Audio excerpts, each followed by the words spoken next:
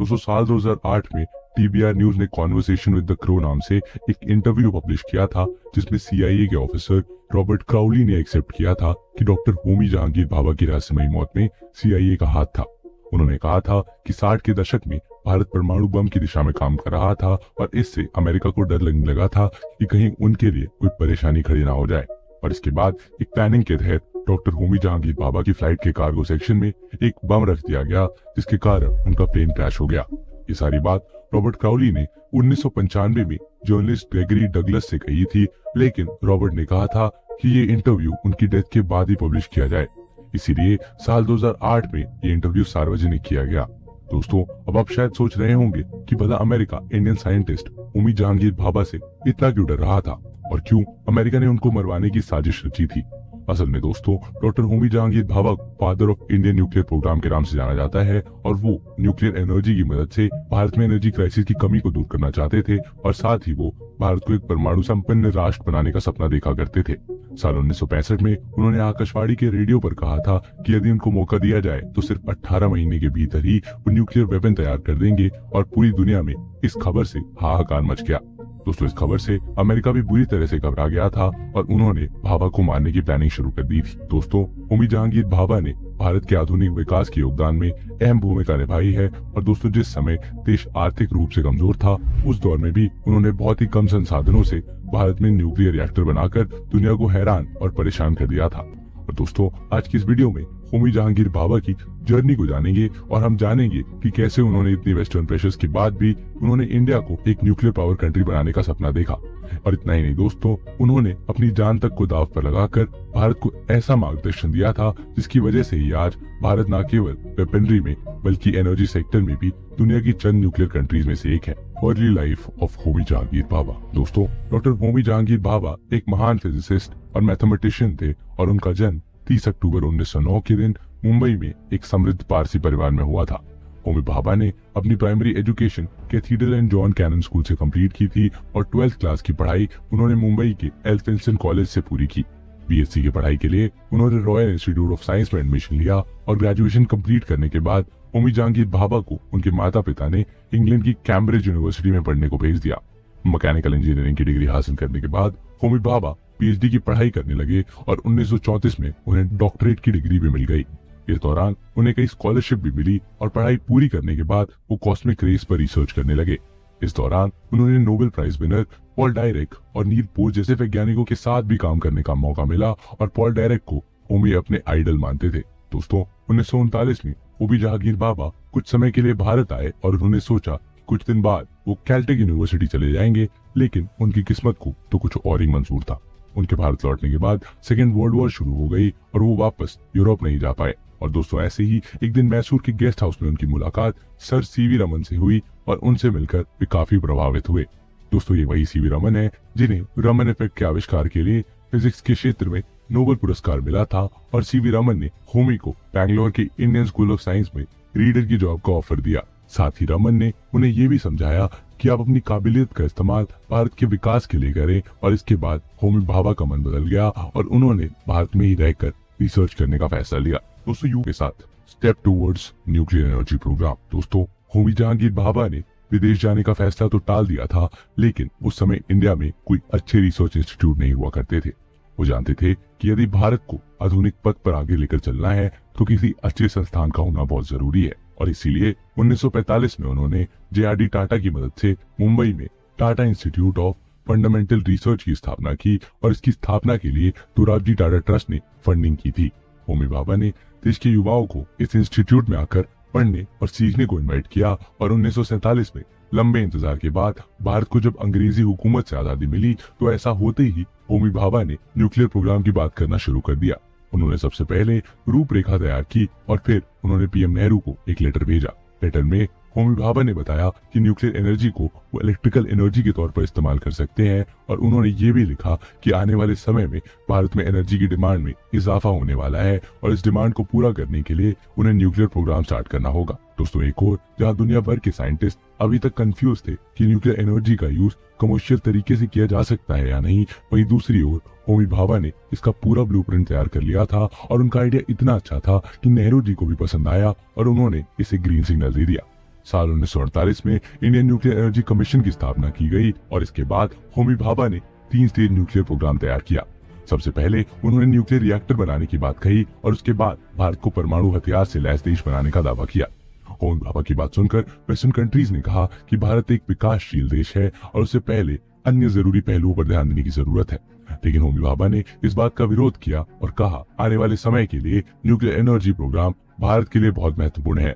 जहां एक ओर दुनिया भर में कोल्ड वॉर जारी थी और पूरी दुनिया 2 खेमे में बढ़ गई थी, वहीं दूसरी ओर भारत निष्पक्ष रहकर विकास की ओर आगे बढ़ रहा था। होमी भाभा भी अपनी रिसर्च में जुटे हुए थे। 1955 में उन्होंने कहा कि न्यूक्लियर प्रोग्राम के लिए अलग डिपार्टमेंट होना चाहिए और इसके बाद उन्होंने डिपार्टमेंट ऑफ एटॉमिक एनर्जी की स्थापना की। दोस्तों, अब वो अपने लक्ष्य के काफी करीब पहुंच चुके थे, लेकिन उनके सामने एक और समस्या पैदा हो गई थी और वो जानते थे न्यूक्लियर रिएक्टर के लिए थोरियम या यूरेनियम की जरूरत होगी। दोस्तों, उस समय भारत में यूरेनियम के भंडार तो मौजूद थे, लेकिन उनकी माइनिंग में एक लंबा समय लगता। और दोस्तों, इस टॉपिक से रिलेटेड एक इंटरेस्टिंग फैक्ट आपको बताऊं तो होमी जहांगीर भाभा, जो आज से लगभग 50 साल पहले मिट्टी में मौजूद थोरियम से न्यूक्लियर रिएक्टर बनाने की कल्पना कर रहे थे, इंडिया ने आज उस कल्पना को वास्तविकता में बदल दिया है और इंडिया ने हाल ही में थोरियम बेस्ड न्यूक्लियर, तो भारत को न्यूक्लियर रिएक्टर बनाने के लिए यूरेनियम की खासा जरूरत थी और उसकी कमी में यूरेनियम की डिमांड पूरी करने के लिए होमी भाभा ने फ्रांस और ब्रिटेन से मदद मांगी। वैसे तो दोस्तों, वेस्टर्न कंट्रीज नहीं चाहती थी कि भारत का न्यूक्लियर प्रोग्राम आगे बढ़े, लेकिन ब्रिटेन जानता था कि यदि उसने भारत की मदद नहीं की तो फ्रांस या कनाडा भारत की मदद कर देंगे। और ऐसे में ब्रिटेन के साइंटिस्ट सर जॉन कॉकक्राफ्ट ने यूरेनियम सप्लाई करने के लिए हाथ आगे बढ़ाया। और यहाँ पर आपको ये बता दे दोस्तों कि जॉन कॉकक्राफ्ट और होमी भाभा कैम्ब्रिज यूनिवर्सिटी में एक साथ रिसर्च किया करते थे। और दोस्तों, यूरेनियम मिलने के बाद होमी भाभा ने कहा कि वो 1 साल में न्यूक्लियर रिएक्टर तैयार कर देंगे और उन्होंने जब ये बात कही तो किसी को विश्वास नहीं हुआ। उस समय तो कई देश ये कहने लगे कि भारत जैसा गरीब देश कहाँ न्यूक्लियर एनर्जी के सपने देख रहा है। और होमी भाभा उन लोगों को अच्छी तरह से जवाब देना जानते थे और इन सारी बातों को इग्नोर कर उन्होंने अपना फोकस प्रोजेक्ट पर बनाए रखा। Indian nuclear energy programme successful. 200 साल 1956 में होमी जहांगीर भाभा का एक सपना पूरा हुआ। भारत ने अपना पहला न्यूक्लियर रिएक्टर बना लिया था और नेहरू जी ने उस रिएक्टर का नाम अप्सरा दिया था। ये भारत के लिए एक बड़ी उपलब्धि थी और इस उपलब्धि के साथ ही अमेरिका की बेचैनी भी और ज्यादा बढ़ने लगी थी। इसी कुछ समय के अंदर भारत ने कनाडा की मदद से साइरस नाम का एक और न्यूक्लियर रिएक्टर बनाया था। लेकिन दोस्तों, ये दोनों ही रिएक्टर सिर्फ टेस्टिंग के लिए थे और इन्हें कमर्शियल पर्पस के लिए यूज नहीं किया जा सकता था। 1957 में मुंबई के पास स्थित ट्रॉम्बे में होमी भाभा ने भारत का पहला न्यूक्लियर रिसर्च सेंटर स्थापित किया और होमी भाभा को इस रिसर्च सेंटर का डायरेक्टर बनाया गया। आपको बता दें दोस्तों कि ये वही रिसर्च सेंटर है जिसे आप और हम बार्क यानी भाभा एटॉमिक रिसर्च सेंटर के नाम से जानते हैं। इंडियन न्यूक्लियर प्रोग्राम के सफल होने पर भाभा को पूरी दुनिया में पहचान मिलने लगी थी और उन्हें जिनेवा में यूनाइटेड नेशन द्वारा आयोजित एक सम्मेलन में बुलाया गया। ये सम्मेलन शांतिपूर्ण तरीके से न्यूक्लियर ऊर्जा यूज करने को लेकर था और डॉक्टर होमी भाभा को सम्मेलन का सभापति भी बनाया गया था। दोस्तों, उन्होंने प्रेस कॉन्फ्रेंस पे अपने विचार व्यक्त किए और उनकी बात सुनकर सभी लोग काफी प्रभावित हुए। होमी भाभा ने कहा कि न्यूक्लियर पावर को एग्रीकल्चर, एनर्जी और मेडिकल फील्ड में यूज किया जा सकता है। और दोस्तों, न्यूक्लियर रिएक्टर बनाने के बाद अब होमी भाभा भारत को न्यूक्लियर वेपन प्रोवाइड कराना चाहते थे। उनका मानना था कि देश की सुरक्षा और इंटरनेशनल लेवल पर हो रही घटनाओं के कारण भारत के पास परमाणु हथियार का होना जरूरी है। लेकिन नेहरू जी उनकी इस बात से ज्यादा सहमत नहीं थे। दोस्तों, वैसे नेहरू जी को होमी भाभा पर पूरा भरोसा था, लेकिन न्यूक्लियर पावर के दुरुपयोग के वो सख्त खिलाफ थे। और दूसरे इसके बाद 1962 में भारत और चीन के बीच युद्ध होता है और इस युद्ध के बाद होमी भाभा एक बार फिर नेहरू को परमाणु हथियार की अहमियत के बारे में समझाते हैं, लेकिन नेहरू नहीं मानते। और दोस्तों, इसके बाद 1964 में चीन ने परमाणु हथियार का परीक्षण किया और इसके बाद भारत के लिए खतरा और भी बढ़ गया। साल 1964 में ही पीएम नेहरू की मौत हो जाती है और उनके बाद देश की कमान लाल बहादुर शास्त्री जी के हाथों में आ जाती है। शास्त्री जी वैसे तो काफी शांत स्वभाव के व्यक्ति थे, लेकिन देश की सुरक्षा के साथ वो किसी भी प्रकार का समझौता नहीं करना चाहते थे। और दोस्तों, इसीलिए उन्होंने डॉक्टर भाभा से कहा कि वो परमाणु हथियार के प्रोजेक्ट पर काम करना जारी रखे। और 1965 में दोस्तों भारत और पाकिस्तान के बीच युद्ध छिड़ जाता है और दोस्तों इस वॉर के बाद भारत अपनी परमाणु नीतियों में बदलाव करता है और न्यूक्लियर वेपन्स बनाने का फैसला लेता है। लेकिन दोस्तों, भारत को एक काम दुनिया से छुपा कर करना था, क्योंकि यदि वेस्टर्न कंट्रीज को इसकी भनक भी लग जाती तो भारत पर कई तरह के सैंक्शंस लगा दिए जाते। और दोस्तों, यही अक्टूबर 1965 में होमी जहांगीर भाभा ने आकाशवाणी रेडियो पर यह कह दिया कि यदि उन्हें खुली छूट दे दी जाए तो वो सिर्फ 18 महीनों के भीतर ही परमाणु हथियार बना देंगे और चीन से लेकर अमेरिका और रूस तक हर जगह भाभा का ये मैसेज पहुंच गया। दोस्तों, इस मैसेज ने दुनिया भर में तहलका मचा कर रख दिया और अमेरिका भी डॉक्टर भाभा से खौफ खाने लगा था। उसने भारत को रोकने की भी काफी कोशिश की, लेकिन उसकी सारी कोशिशें नाकामयाब साबित हुई। Doctor Homi Bhabha death conspiracy. दोस्तों, होमी जहांगीर भाभा के ऐलान के बाद से ही अमेरिका के अंदर खौफ बैठ गया था और उसे लगने लगा था कि यदि भारत ने परमाणु हथियार विकसित कर लिए तो उसके लिए खतरा बन जाएगा। और असल में दोस्तों, अमेरिका हमेशा से ही दुनिया भर में अपनी तानाशाही चलाने की कोशिश करता आया है और वो चाहता नहीं था कि दुनिया का कोई भी देश उससे ज्यादा ताकतवर बने या बेहतर हथियार डेवलप करे।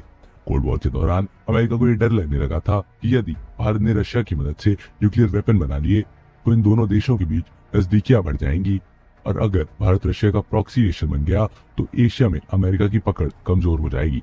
और इसी वजह से अमेरिका नहीं चाहता था कि भारत का न्यूक्लियर प्रोग्राम आगे बढ़े और इसीलिए भारत को रोकने के लिए अमेरिका ने काफी कोशिशें भी की, लेकिन उसकी सारी कोशिशें नाकाम साबित हुई। हालांकि दोस्तों, आपका ये भी जानना जरूरी है कि भारत का ऐसा कोई इरादा नहीं था और भारत सिर्फ अपनी सुरक्षा के लिए परमाणु हथियार बनाना चाहता था। परंतु अमेरिका शुरुआत से आज तक हर किसी को अपना दुश्मन ही मानता हुआ आया है और आज भी वो आसानी से किसी भी देश पर भरोसा नहीं करता है। दोस्तों, होमी भाभा के इंटरव्यू के सिर्फ 3 महीने बाद ही 11 जनवरी 1966 के दिन भारत को एक बड़ा झटका लगा और ताशकंद समझौते के लिए गए प्रधानमंत्री लाल बहादुर शास्त्री की मौत हो गई। पूरे देश में शोक का माहौल छा गया था और दोस्तों, हर कोई हैरान था कि दुनिया की सबसे बड़ी डेमोक्रेसी वाले देश के पीएम की मौत इस तरह से कैसे हो सकती है। और उनकी मौत पर कई सवाल उठाए जाने लगे और दोस्तों, आज तक भी शास्त्री जी की मौत एक रहस्य बनी हुई है। और इतना ही नहीं दोस्तों, पीएम की मौत के ठीक 13 दिन के बाद ही देश को एक और बड़ा झटका लगा और भारत के परमाणु ऊर्जा आयोग के जनक डॉक्टर होमी जहांगीर भाभा की भी एक विमान दुर्घटना में मौत हो गई।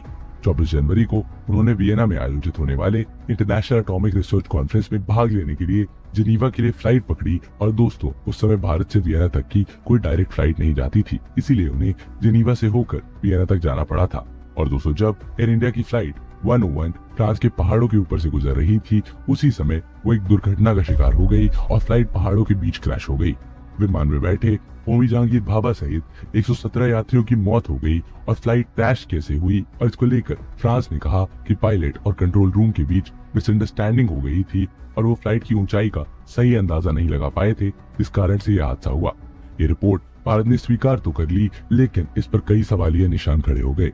आखिरी बार जब पायलट और एटीसी के बीच बात हुई थी तो प्लेन पहाड़ों से 3000 फीट ऊपर था और 1 मिनट के भीतर ही आखिर वो कैसे पहाड़ों से टकरा गया। इस सवाल का जवाब फ्रांस के पास भी नहीं था और शास्त्री जी और होमी जहांगीर भाभा की मौत के बाद ऐसा लग रहा था कि मानो अमेरिका अपने मंसूबों में कामयाब हो गया है।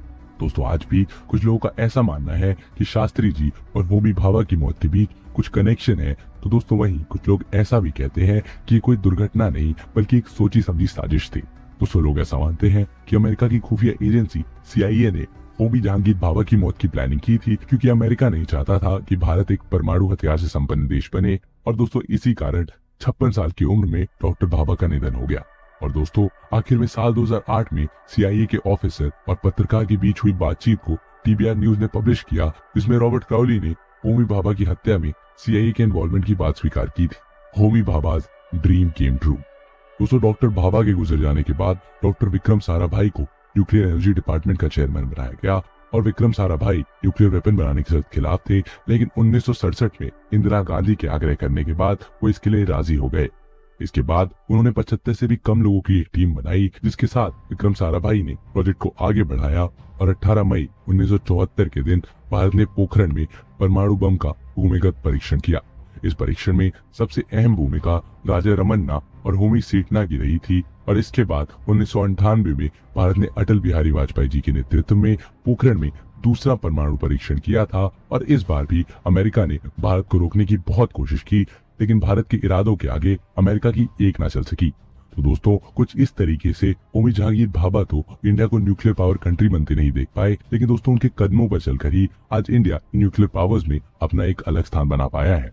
आज के समय में भारत के पास कुल 5 परमाणु रिसर्च सेंटर है, जो कि दिल्ली, मुंबई, इंदौर, कोलकाता और हैदराबाद में है।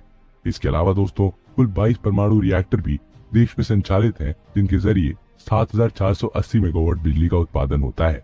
भारत की प्लानिंग है कि 2030-31 तक ये आंकड़ा 22,480 मेगावाट तक पहुंच जाए। और दोस्तों फिलहाल देश में 11 परमाणु रिएक्टर्स पर काम जारी है। NPCIL यानी nuclear power corporation of India limited के चेयरमैन BC पाठक ने द हिंदू से बातचीत के दौरान कहा था कि उनका लक्ष्य इंडिया में हर साल एक नया न्यूक्लियर रिएक्टर एस्टैब्लिश करने का है। और असल में दोस्तों दुनिया भर में बढ़ रहे कार्बन एमिशन को देखते हुए सभी देश ग्रीन एंड क्लीन फ्यूल की तरफ शिफ्ट हो रहे हैं और कोल और फॉसिल फ्यूल जैसे रिसोर्सेज तो ऑलरेडी लिमिटेड है। ऐसे में फ्यूचर के लिए न्यूक्लियर एनर्जी ही सबसे बेस्ट ऑप्शन नजर आ रहा है। और दोस्तों भारत भी इसी दिशा में तेजी से काम कर रहा है। भारत आज परमाणु संपन्न देशों की श्रेणी में खड़ा है और वर्तमान समय में भारत के पास करीब 150 न्यूक्लियर वेपन्स हैं। और भारत की गिनती न्यूक्लियर टायर नेशंस में की जाती है, यानी कि ऐसा देश जो हवा, जमीन और पानी हर जगह से परमाणु हमले करने की क्षमता रखता है। हालांकि दोस्तों भारत ने परमाणु हथियार के लिए नो फर्स्ट यूज पॉलिसी अपना रखी है। और इसका मतलब ये है कि भारत किसी भी परिस्थिति में पहले परमाणु हथियार का इस्तेमाल नहीं करेगा। लेकिन यदि भारत की संप्रभुता या अखंडता पर कोई देश परमाणु बम से हमला करता है तो भारत शांत भी नहीं बैठेगा। और दोस्तों आज भारत जिस मजबूत स्थिति में खड़ा है उसका श्रेय होमी जहांगीर भाभा को ही जाता है। और उनके प्रयासों और योगदान के कारण ही भारत में न्यूक्लियर प्रोग्राम की नींव रखी गई थी। और भारत को शक्तिशाली और पावरफुल नेशन बनाने में उनका योगदान अविस्मरणीय रहेगा।